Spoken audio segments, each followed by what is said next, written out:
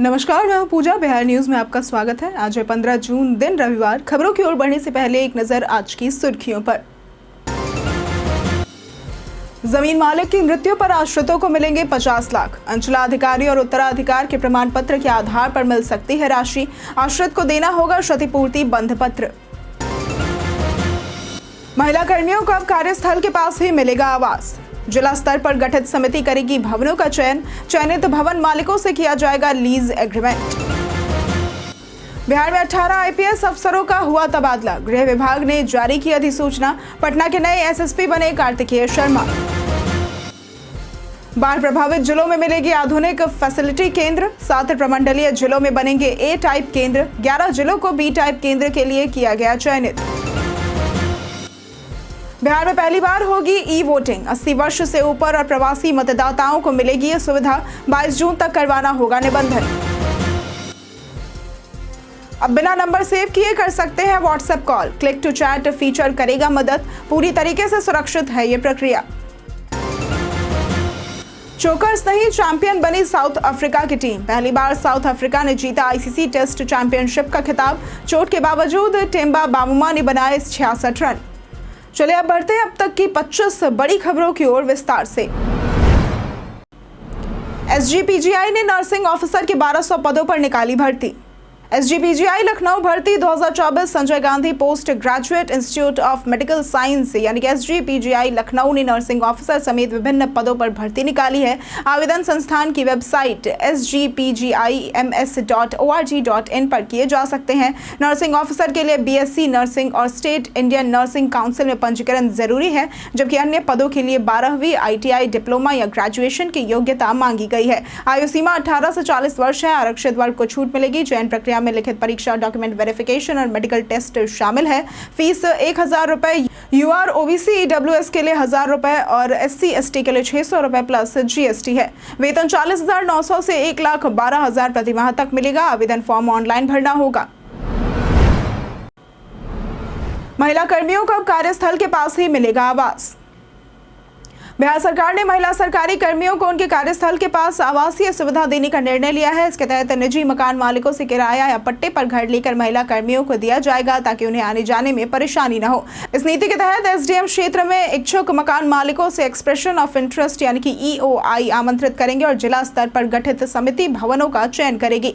भवनों में सुरक्षा व बुनियादी सुविधाएं प्राथमिकता होंगी। मालिकों से लीज एग्रीमेंट किया जाएगा। महिला कर्मचारी अपने कार्यालय प्रमुख के माध्यम से एसडीएम को आवेदन देंगी। राज्य में महिलाओं को सरकारी नौकरी में 37% आरक्षण है और 30,000 से अधिक महिला सिपाही कार्यरत है। जमीन मालिक की मृत्यु पर आश्रितों को मिलेंगे 50 लाख।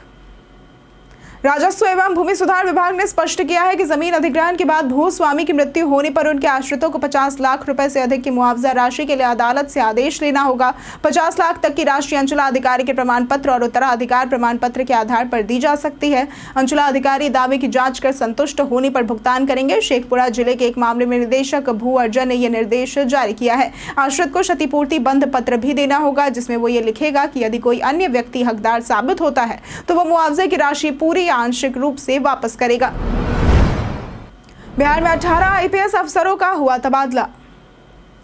बिहार सरकार ने प्रशासनिक सख्ती और पुलिस व्यवस्था को मजबूत करने के उद्देश्य से 18 आईपीएस अधिकारियों का तबादला किया है। इस संबंध में गृह विभाग ने अधिसूचना जारी की है। इस फेरबदल के तहत पटना एसएसपी अवकाश कुमार को पद से हटाकर उनकी जगह 2014 बैच के आईपीएस अधिकारी कार्तिकेय शर्मा को नया एसएसपी नियुक्त किया गया है। कार्तिकेय शर्मा अब राजधानी पटना की कानून व्यवस्था की जिम्मेदारी संभालेंगे। वहीं अवकाश कुमार को बीएमपी 1 बिहार मिलिट्री पुलिस में स्थानांतरित किया गया है। यह बदलाव राज्य में सुरक्षा व्यवस्था को अधिक प्रभावी और चुस्त दुरुस्त बनाने के प्रयासों का एक हिस्सा है।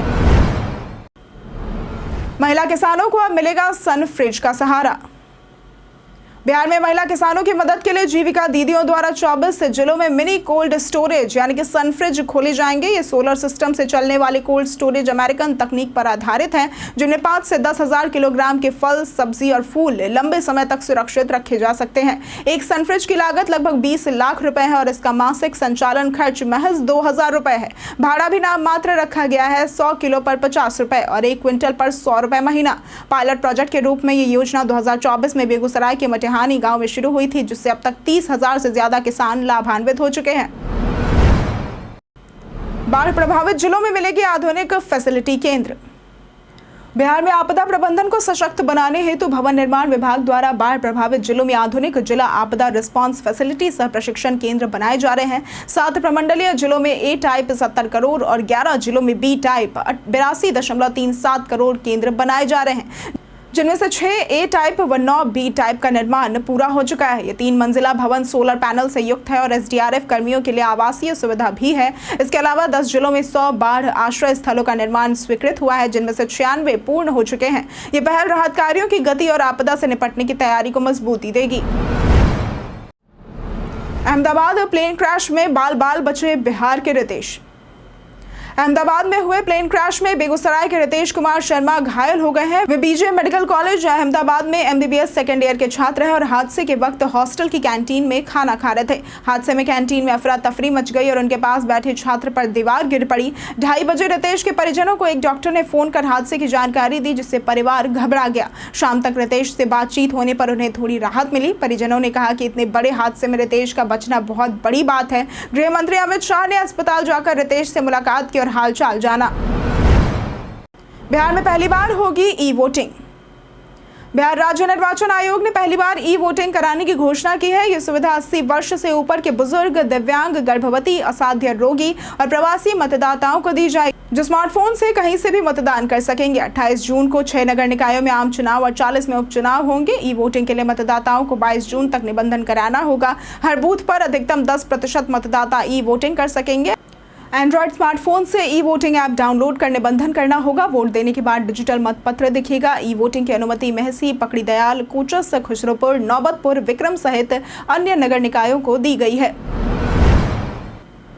पटना में शुरू हुआ यूपी स्टाइल एनकाउंटर।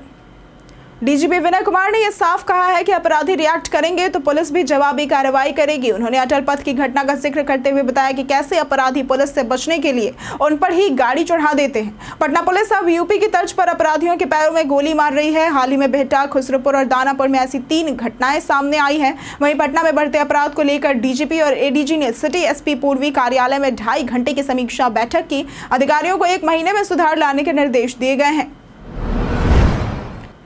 घर बैठे ड्राइविंग लाइसेंस की फोटो करें अपडेट।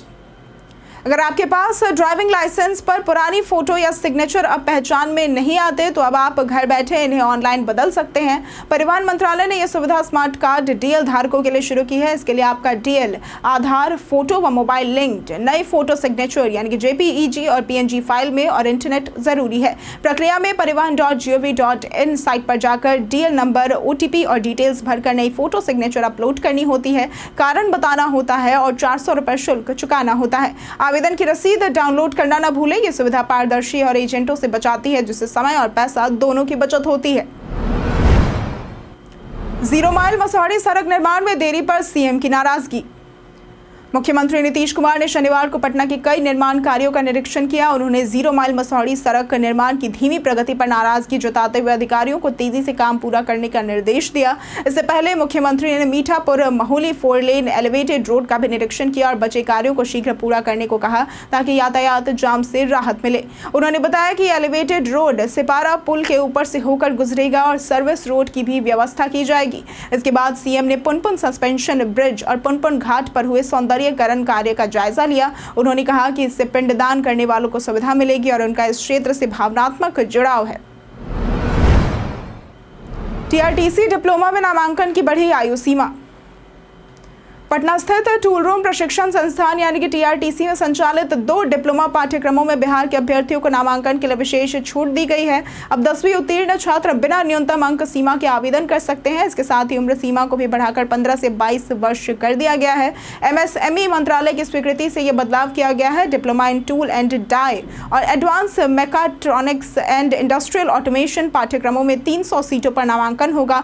SC/ST छात्रों से फीस नहीं ली जाएगी। मारुति, टाटा एडवांस, जीई जैसी बड़ी कंपनियां कैंपस प्लेसमेंट देती है, जहां 2.5 से 6 लाख तक के पैकेज मिलते हैं। प्रशिक्षण में मशीन आधारित दक्षता को प्राथमिकता दी जाती है। अब बिना नंबर सेव किए कर सकते हैं व्हाट्सएप कॉल।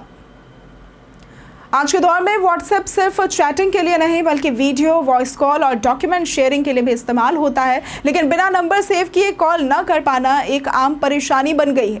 जैसे कोरियर बॉय या इलेक्ट्रिशियन से एक बार संपर्क करना हो तब नंबर सेव करना झंझट भरा लगता है। इसका हल है व्हाट्सएप का क्लिक टू चैट फीचर।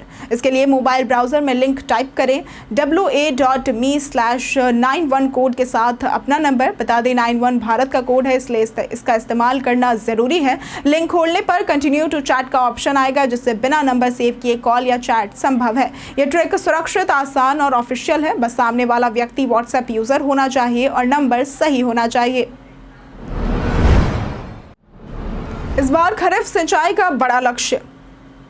इस साल बिहार में 23.77 लाख हेक्टेयर क्षेत्र में खरीफ फसलों की सिंचाई की जाएगी, जो पिछले वर्ष से लगभग 2 लाख हेक्टेयर अधिक है। जल संसाधन विभाग ने खरीफ सिंचाई अनुदेश 2025 जारी कर सभी परियोजनाओं का लक्ष्य तय किया है। सोन नहर प्रणाली से 5.54 लाख, कोसी से 6.28 लाख, गंडक से 5.90 लाख और जलाशयों से 2.04 लाख हेक्टेयर में सिंचाई का लक्ष्य है। अन्य परियोजनाएं शेष क्षेत्र में सिंचाई करेगी। पानी की आपूर्ति कुछ क्षेत्रों में 25 अप्रैल से शुरू हो चुकी है, जबकि व्यापक इलाके में 1 जून से शुरू हुई है। किसानों को 25 से 31 अक्टूबर तक सिंचाई जल उपलब्ध कराया जाएगा। पिछले साल लक्ष्य से कम उपलब्धि रही थी। बिहार के 116 कॉलेजों में प्राचार्य नियुक्ति का रास्ता हुआ साफ। बिहार के 116 सरकारी कॉलेजों में प्राचार्यों की तैनाती का रास्ता अब साफ हो गया है। पहले नवनियुक्त प्राचार्यों और राज्यपाल के बीच लॉटरी सिस्टम को लेकर काफी ज्यादा विवाद था, जिससे कुछ प्राचार्यों ने हाईकोर्ट में याचिका दायर कर दी थी। कोर्ट ने लॉटरी व्यवस्था पर रोक लगाई थी और जुलाई में सुनवाई तय की थी, लेकिन राज्यपाल के सख्त रुख को देखते हुए याचिकाकर्ताओं ने यू टर्न लेते हुए याचिका वापस लेने का निर्णय लिया है। प्रमुख याचिकाकर्ता सुहेली मेहता ने इसकी जानकारी पत्र के माध्यम से दी है। ये फैसला इसलिए लिया गया है ताकि चयनित प्राचार्यों की तैनाती शीघ्र शुरू हो सके और कॉलेजों में प्रशासनिक व्यवस्था बहाल की जा सके। बरसात से पहले जल जमाव पर नगर विकास मंत्री ने की बैठक। नगर विकास मंत्री जीवेश कुमार ने बुडको की जल जमाव निवारण परियोजनाओं की समीक्षा बैठक में निर्देश दिया है कि बरसात से पहले सभी कार्य समय पर पूरे किए जाएं, ताकि लोगों को जल जमाव की समस्या का सामना न करना पड़े। उन्होंने विशेष रूप से इन परियोजनाओं को प्राथमिकता देने को कहा जो जल जमाव से सीधे जुड़ी हैं। मंत्री ने यह भी कहा कि जिन योजनाओं का कार्य 80% से अधिक पूरा हो चुका है, उन्हें इसी माह के अंत तक समाप्त किया जाए। बैठक में बुडको के एमडी अनिमेश कुमार पराशर ने क्रियान्वित योजनाओं की जानकारी दी। मंत्री ने यह भी निर्देश दिया कि कार्य पूरा होते विभाग से आवंटन लेकर लंबित भुगतान शीघ्र करें। गया जी के डीएम ने की पितृपक्ष मेले की तैयारियों की समीक्षा। गया जी में डीएम शशांक शुभंकर की अध्यक्षता में पितृपक्ष मेला महासंगम 2025 की तैयारियों को लेकर एक बैठक हुई। मेला 6 से 21 सितंबर तक होगा। साफ सफाई, सुरक्षा, घाटों की संख्या और भीड़ को देखते हुए विशेष तैयारियों के निर्देश दिए गए। नदी और पिंड वेदियों के पास गाद की सफाई, वैतरणी तालाब के शो को पुनः शुरू करने, आवासन व्यवस्था, बिजली, पानी, स्वास्थ्य सेवाएं, पार्किंग और ट्रांसपोर्ट जैसी सुविधाओं पर जोर दिया गया। थीम आधारित सजावट, ड्रोन सर्विलेंस, स्पेशल बस सेवा और AI चैटबोट जैसी आधुनिक व्यवस्थाएं भी प्रस्तावित की गई। डीएम ने सभी अधिकारियों को क्षेत्र भ्रमण कर रिपोर्ट देने को कहा। पंडा पुजारियों से भी सुझाव लिए गए। जाने आज कैसा रहेगा भारत के मौसम का मिजाज।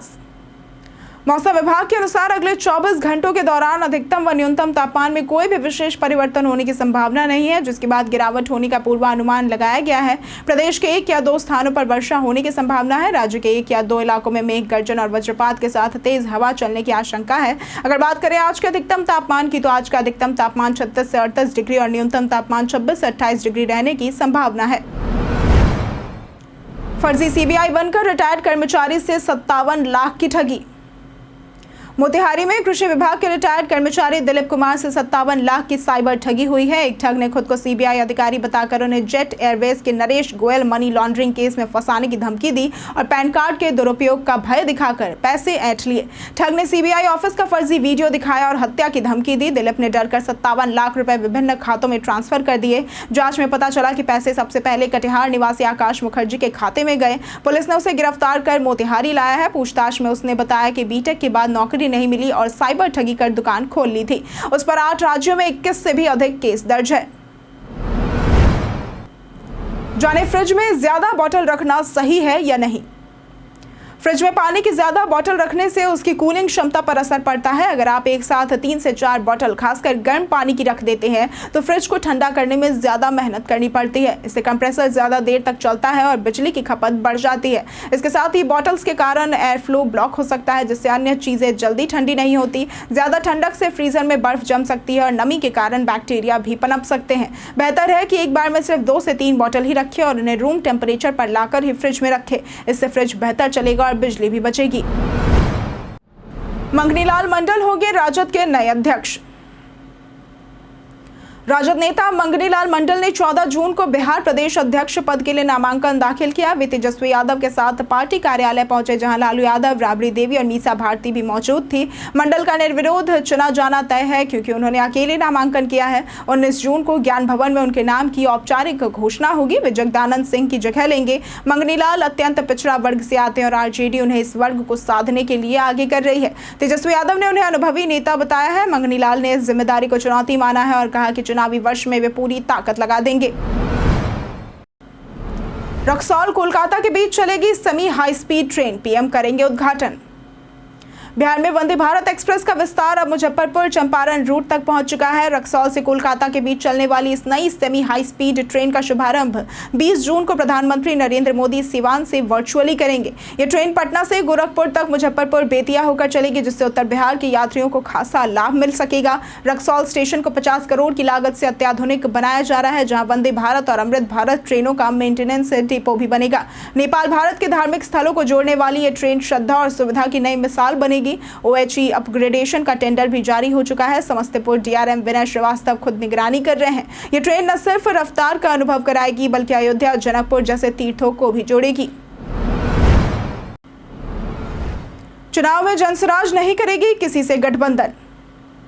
बिहार में इस बार का विधानसभा चुनाव बेहद रोचक होने वाला है। नई पार्टियां अपनी जगह बनाने की कोशिश कर रही हैं, जबकि पुरानी पार्टियां अपनी सीट बचाने में जुटी है। प्रशांत किशोर अपनी पार्टी जनसुराज के साथ चुनावी मैदान में उतर चुके हैं। उन्होंने स्पष्ट किया है कि उनकी पार्टी किसी से गठबंधन नहीं करेगी और सिर्फ साफ सुथरी छवि वाले उम्मीदवारों को ही टिकट मिलेगा। अगर गलती से किसी गलत व्यक्ति को टिकट मिल भी गया तो जनता उसे वोट न देने की अपील की जाएगी। वहीं आरजेडी ने नया प्रदेश अध्यक्ष तय कर लिया है। वहीं बता दें कि आरजेडी ने भी अपना नया प्रदेश अध्यक्ष तय कर लिया है। चोकर्स नहीं, चैंपियन बनी साउथ अफ्रीका की टीम। साउथ अफ्रीका ने लॉर्ड्स में ऑस्ट्रेलिया को 5 विकेट से हराकर पहली बार आईसीसी टेस्ट चैंपियनशिप का खिताब जीता और 27 साल बाद कोई आईसीसी ट्रॉफी अपने नाम की। 282 रनों के लक्ष्य का पीछा करते हुए एडन मार्करम ने 136 और कप्तान टेम्बा बावुमा ने चोट के बावजूद 66 रन बनाए। इससे पहले पहली पारी में साउथ अफ्रीका 138 पर सिमट गई थी, लेकिन गेंदबाजों ने दूसरी पारी में ऑस्ट्रेलिया को 207 पर रोक दिया। बावुमा की कप्तानी में टीम ने रणनीति से ऑस्ट्रेलियाई बल्लेबाजों को जकड़ लिया। ये जीत इसलिए भी खास रही क्योंकि इसे चोकर्स की छवि तोड़ने वाला ऐतिहासिक पल माना जा रहा है। कई कारणों से दर्ज है भारत के इतिहास में आज की तारीख।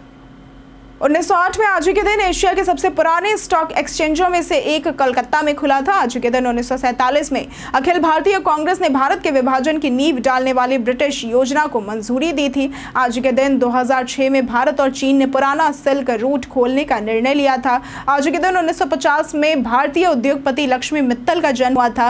1899 में आज के दिन पद्म भूषण से सम्मानित प्रसिद्ध चित्रकार एवं मूर्तिकार देवी प्रसाद राय चौधरी का जन्म हुआ था। 1884 में 15 जून के ही दिन भारत के प्रसिद्ध क्रांतिकारियों में से एक तारकनाथ दास का जन्म हुआ था। 1979 में आज ही के दिन प्रसिद्ध कवि, लेखक और संपादक उर एस परमेश्वर अय्यर का निधन हुआ था। हम प्रतिदिन आपसे 5 ऐसे जरूरी सवाल और उसके जवाब बताएंगे जो कि बीपीएससी, बिहार पुलिस, दारोगा समेत एसएससी जैसे अन्य प्रतियोगी परीक्षाओं में काम आएंगे। सवाल इतिहास, बिहार स्पेशल, विज्ञान, करंट अफेयर्स और भूगोल से रहेंगे। पूछे गए 5 सवालों में आपने कितना सही उत्तर दिया यह हमें कमेंट करके जरूर बताएं। हमारा पहला सवाल है, दूसरा विश्व भोजपुरी सम्मेलन कहाँ आयोजित किया गया था? ए पटना, बी वाराणसी, सी नई दिल्ली या फिर डी मॉरिशस? इसका सही जवाब है डी मॉरिशस। हमारा दूसरा सवाल है, संविधान के 74वें संशोधन अधिनियम के तहत बिहार में महिलाओं के लिए कितने प्रतिशत सीटें आरक्षित की गई है? ए 20%, बी 40%, सी 10% या फिर डी 50%? इसका सही जवाब है डी 50%। हमारा तीसरा सवाल है, डॉक्टर राजेंद्र प्रसाद द्वारा लिखित पुस्तक आत्मकथा के संपादक कौन थे? ए आचार्य शिव पूजन सहाय, बी अनुग्रह नारायण सिन्हा, सी श्री कृष्ण सिन्हा या फिर डी रामवृक्ष बेनीपुरी। इसका सही जवाब है ए आचार्य शिव पूजन सहाय। हमारा चौथा सवाल है 17वां भारत मंगोलिया संयुक्त सैन्य अभ्यास नोमैडिक एलिफेंट कहां संपन्न हुआ है? ए काठमांडू, बी दोदोमा, सी बेंगलुरु या फिर डी उलानबतार। इसका सही जवाब है डी उलानबतार। हमारा पांचवा सवाल है भारत और फ्रांस के बीच आगामी संयुक्त सैन्य अभ्यास शक्ति का 8वां संस्करण कहां आयोजित किया जाएगा? ए मैड्रिड, बी मनीला, सी ला कैवेलरी या फिर डी बागोड़ा। इसका सही जवाब है सी ला कैवेलरी। बीते दिन हमारे द्वारा पूछे गए सवाल का जवाब आप लोगों में से बहुत लोगों ने हमारे कमेंट सेक्शन में लिख कर दिया है। जिन्होंने हमारे द्वारा पूछे गए सवाल का जवाब दिया है उनके नाम है विवेक कुमार, प्रदीप पंडित, विजय घायल, रोशन यादव, दीपक कुमार, परवेज अंसारी, अभिजीत कुशवाहा, विमलेश कुमार, राहुल कुमार, रणधीर कुमार, अभिमन्यु कुमार, चंदन कुमार, मनोज दास, धनंजय कुमार, मंजय कुमार, राजीव कुमार और पुनीत कुमार। इसी के साथ बढ़ते हैं आज के सवाल की ओर। आज का सवाल है आप इस बार के चुनाव में किसे आधार मानकर वोट करेंगे? विकास, जाति या फिर नेता का चेहरा?